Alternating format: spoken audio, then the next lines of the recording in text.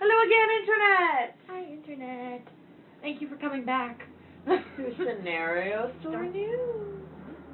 You can't tell, it's October, therefore Halloween. Happy Halloween! Best time of the year. Terabang, we've got some holiday relevance for you. We wanted to talk about sexy Halloween costumes and how hideously stupid they are. I mean, like, for fuck's sake, I just seen Sexy Elmo and Sexy Big Bird and Sexy Cookie Monster. Like, this is creepy. This isn't okay. There's nothing sexy about that. That's just fucking creepy. It's really creepy, and it's especially if you're going to be anywhere where there are children that could possibly see you. What kind of crazy message is that sending to them? Oh my god. Like, I would be horrified if I was a kid. Yeah, I don't, like, no, brain cannot process. No. Grumpy cat, no. And I also like how they're inanimate objects as sexy, like sexy markers, sexy crayons. Oh, yeah. Like, because when I think crayons, oh, baby. Yeah, like, I would feel like an idiot if I walked into Halloween party like, I have a crayon. Plus, like, what does that say about you as a person if you're like, oh yeah, I totally want to go, like, have sex with Elmo? Not okay. Not okay. A little bit off. Yeah, no. Just no. No. Just grumpy cat, no. Yeah. Like, and guys never really dress sexy. Like, the sexiest I think I've seen a guy at a Halloween party is, like, when 300 was popular. And everyone was a Trojan warrior. That was okay, but even then, it was just, Actually, I saw a great comparison on Tumblr of male costumes versus female costumes of the same exact sort of thing, like, you know, male ninja, female ninja. And it's like, notice... bikini? Pretty much, yeah. It's like, you notice how the dudes' costumes just look like what they're supposed to be, and the women's costumes just kind of went, we want her to wear as little clothing as possible. What it actually is kind of an afterthought.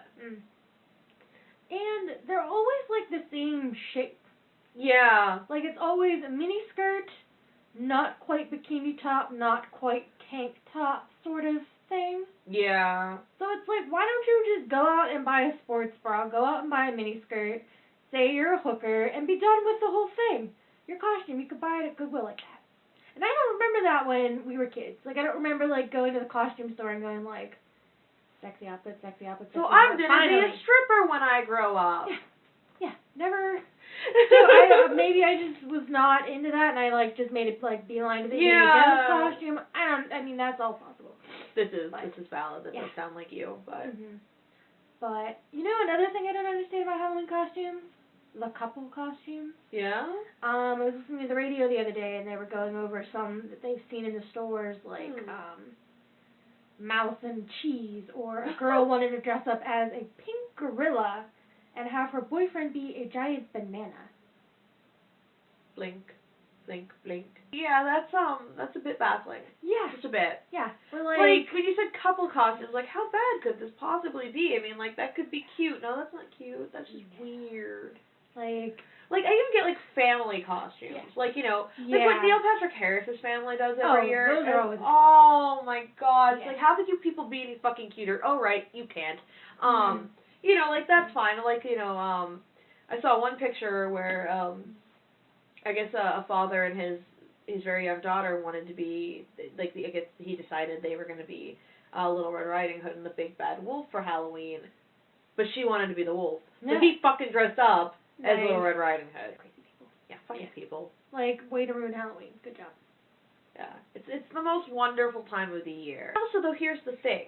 Like, if you are an adult woman and you want a sexy costume, I'm actually not judging you. It's not that women shouldn't wear sexy costumes. It's that sexy costumes shouldn't be just about the only women's costumes, and you shouldn't try to turn things that should never ever be sexy into sexy costumes.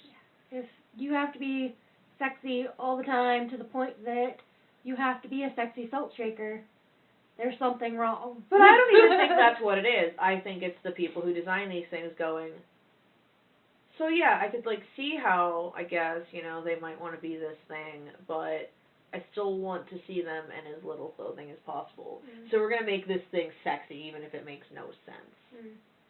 Face palms and in and of course, for everyone's favorite part of the show. At least my favorite. Mine too. Also, yes, for the record, I am wearing an exploding TARDIS skirt. Wee. Because I'm awesome. Doctor Who is always an appropriate Halloween costume. Doctor Who is always an appropriate anything ever. So you have exciting fangirling news in the Harry Potter realm. Yes, this is slightly old news now, by which I mean like a few weeks, but you know, we're news to me. Yeah. It's exciting. JK Rowling is going to be, if you don't know who JK Rowling is, get the fuck out. Even I know who she is. JK Rowling is going to be writing a screenplay for a new movie. I've also heard movies, plural, but I don't know anything about that yet. I haven't heard any confirmation, so for now I'm just going to say movie, singular. Set in the Harry Potter universe, based on the life of Newt Scamander, who wrote the textbook Fantastic Beasts and Where to Find Them. It's going to be set in the 20s. Neat. It's going to begin in New York. Cool. And it's going to be, I think it's going to be neat. I think it's going to be interesting as fuck. Seems interesting. Yeah, and like I said, she's writing the screenplay. It will be her screenwriting debut, and I think that's really cool. It's interesting for her to, like, go into this now. You know, like, she didn't really do it for the Harry Potter movies. It almost seems like she's like, you know, since this is kind of her creation before she even lets anybody know it, kind of like, yeah, you will not screw this up. It's like we're expanding the universe beyond what I've written prior, so I'm gonna write this too. Because I could see other directors or other screenwriters taking it like some crazy. Yeah. And then Harry Potter fans revolting in the streets. Basically, yeah. Yeah, it's good times. I'm really excited for it. It sounds interesting from a non-crazy Harry Potter fan point of view. Because at least I can say that the Harry Potter universe is interesting to an outsider. Yeah, and like I said, it's going to be in the 20s in America. It's going to be pre-Voldemort. Like, wow. That'll be interesting to see the contrast, too, of how she writes pre-Voldemort. Yeah, that's really what I'm excited for. It's just like, this is like, it's the same, but it's so different, and this is cool, and I want it now. Hopefully this will set a precedent for other fantasy, sci-fi-based writers. Yeah. You know, fans like it, make more. Thank you, now please. Exactly. By the way, JK, I love you, but where's that encyclopedia? I want it. I needs it. I need it more than I need this film. I'm sorry. Please, I can has. Please. It's amazing the things fangirls will do for things. Also, though, can we talk for a second about the fact that, well, it isn't technically Harry Potter. It is Harry Potter universe, and so you could go as far as to say that fucking Harry Potter came back before Sherlock. So, a book series that was done, finished, finito, is back before Sherlock. Yes. Good job, Stephen Moffat. Speaking of crying, the 50th anniversary special of Doctor Who shall be coming up. 30 days. 30 fucking days. Yay! Granted, today is October 24th, so it will be even fewer days by the time you see this. So that's more exciting fangirling news. We're gonna find out about the Time War! I know, at least that's, from my understanding, it's going to be, if you've seen The Name of the Doctor, the 7th series finale, where Clara and the Doctor end up trapped in his timeline. Spoilers! Yeah, spoilers, sweetie. Spoilers. And, it's going to be that they are still trapped in the Doctor's timeline. Granted, this is not, where I read this, it was not anything official, so I don't know if this is actually accurate, but it would make a lot of sense, and it would be awesome. And the only way to escape is to confront the Doctor's darkest day. Which I guess then is where we learn more about John Hurt's Doctor, whatever that actually means. Interesting. Yeah, I'm really... A lot of people are flipping shit about the John Hurt thing, and I'm excited. Yeah, I'm really, really, really excited because I know most of the internet doesn't agree with me on this one, but I trust Stephen Moffat as a writer. Yeah, I mean, look at what he's done so far. Can I say that I hate any of it? No. I love it. It might make me cry, but I still love it. Yeah, it's like, but you know what? That's good storytelling. If he actually sucked, there might be a plot line that, you know, if somebody else did it, it would make you cry, but it's not going to. Right. So, yeah, I'm sorry. I love Moffat. I am very pro Moffat. I much prefer him to former Doctor Who head writer Russell T Davies. I just like Doctor Who. There's 30 fucking days from right now, so again, sooner for you, till the 50th anniversary special. As of this moment, 62 days until the Christmas special, which, you know, let's face it, is the true meaning of Christmas. The only thing I look forward to that day. Although, you know, then that's going to be, hey, we're killing off the 11th Doctor. Merry Christmas from the BBC. That's how they say they love you in England. Basically. Killing off your friends. Yeah, I love 11. I love 11 a lot. But I'm excited for 12. I'm excited for Peter Capaldi. I know I wasn't at first. I know that in our last episode, we were both kind of getting there, but with reservations. But I'm excited. How are you feeling? I'm more warm to the idea since I saw rumors that they said his past would be addressed. Yeah, the fact that, like, he looks an awful lot like Achilles and John Frobisher. Yes. The fact that they're going to address that, I was like, okay. Yes, apparently... I can get that. How do you... Is it headcanon? Yes. Headcanon accepted? Yes. Yeah, I'm going to be interested, though, because then it's not going to be headcanon, it's going to be canon. Right. And I'm very interested to see where they go, to see if they even take, like...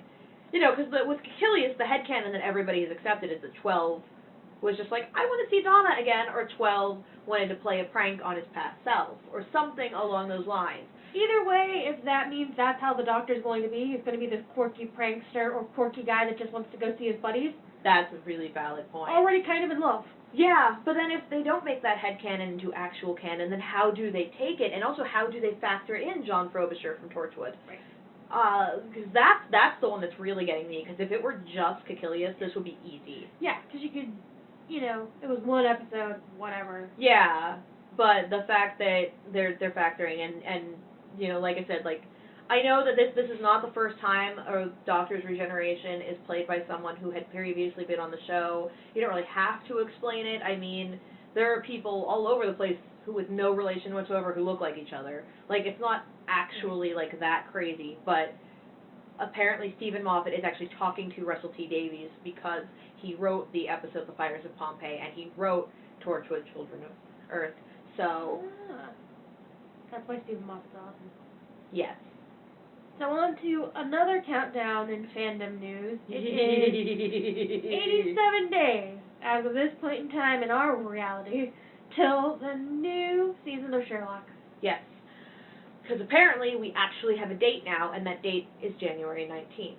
So all of those memes of, like, just, you know, Martin Freeman looking at a watch and going, countdown to Series 3, they may now be irrelevant. We may actually be getting what we so crave. And I like, too, that it's going to be 50th anniversary special Doctor Who, Christmas special, Sherlock. Fangirl explosion, fangirl explosion, fangirl explosion. It's like, they're spaced out enough that we might not die, but on January 20th, we're probably both just going to be sitting there like, don't look at me! Don't look at me, I've had enough. I'm gonna cry a lot. I can pretty much guarantee that at some point in this, the feels will overwhelm, and they will turn into liquidy substance pouring from my eyeballs. Set your watches, I don't have a watch. You ready? So let's go. I'm ready. Future! Now! Can you imagine how we're gonna be like the day before the special, if this is how we are now? I'm not ready. I need it, but I don't know if I'm emotionally prepared. That's seriously what I did for Angels Take Manhattan. I just kind of warned everybody, like, I'm going to watch this episode the moment I can. And I'm not emotionally prepared. Like, I'm not trying to prepare myself any further. This is being viewed. So much fangirling. So much fangirling. Flails and feels and flails and feels. That's fangirling in a nutshell. Yep. It's all the fangirl news you need. Countdown begins. Bring it. So, on this episode's The State of Things, we're going to talk about something that happened not that long ago. It's only been over for like a week or so, huh? Yeah, just about. Of course, we're talking about the government shutdown. So, we have come to the conclusion, though, after the result of the government shutdown and now the bitching over Obamacare. Or, as it's actually called, the Affordable Care Act. If you don't watch Fox News, you might know that. We have decided that our government is a bunch of teenage girls. It's basically personified as a teenage girl, and she's a bitch. Yeah. It's a group just flocking together, like they do, apparently, at least in, like, the movies and shit, I don't know. I knew them. They went to my school. Right.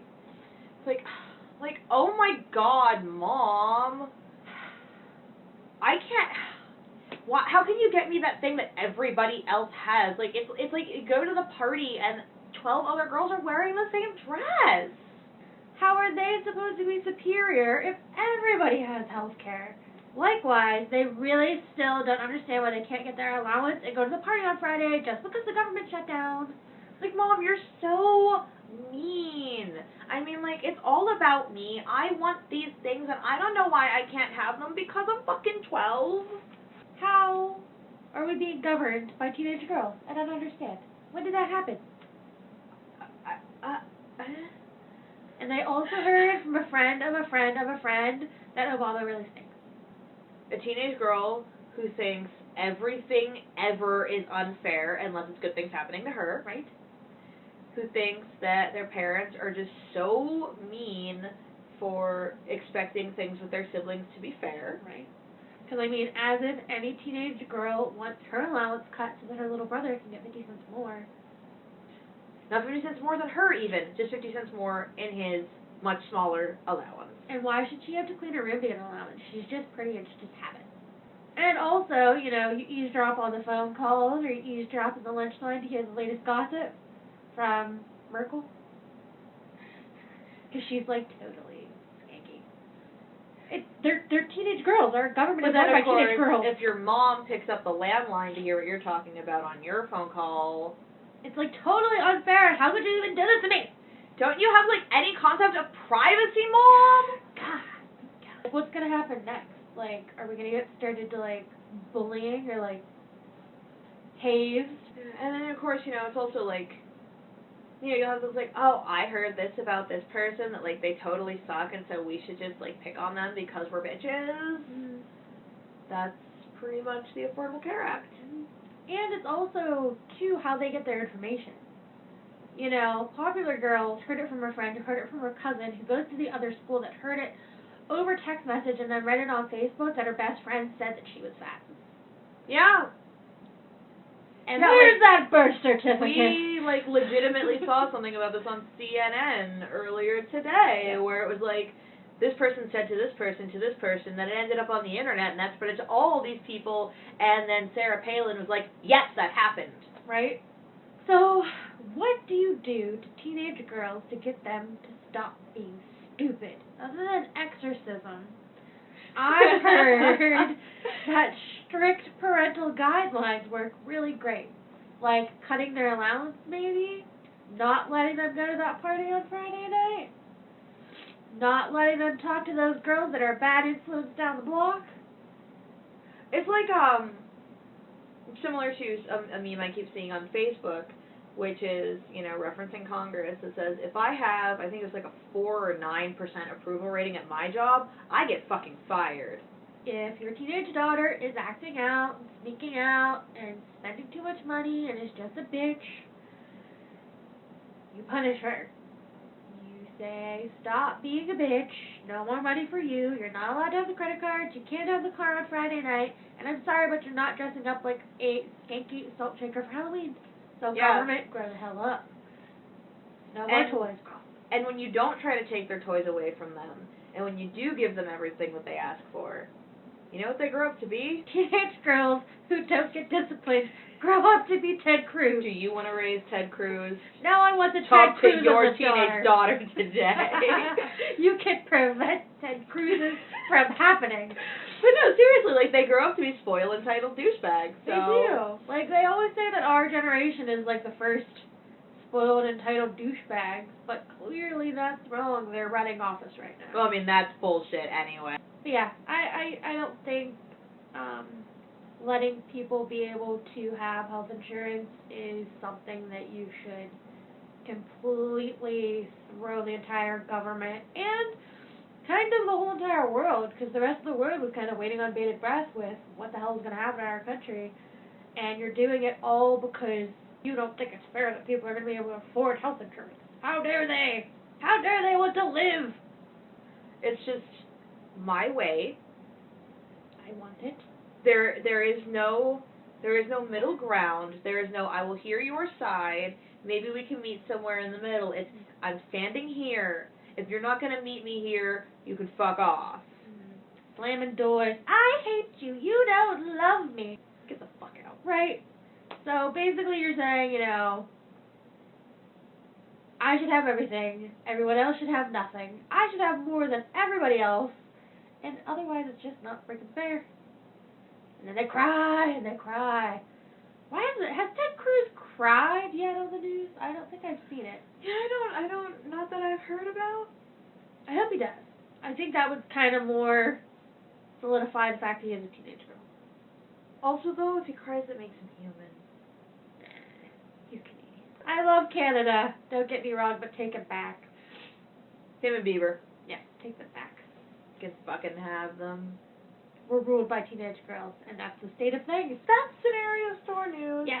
I'm Juliana. I'm Keerstan. Hope you enjoyed this episode, and please stay tuned for next month. And make sure that you check out other cool stuff that Sinister Dream Productions is doing.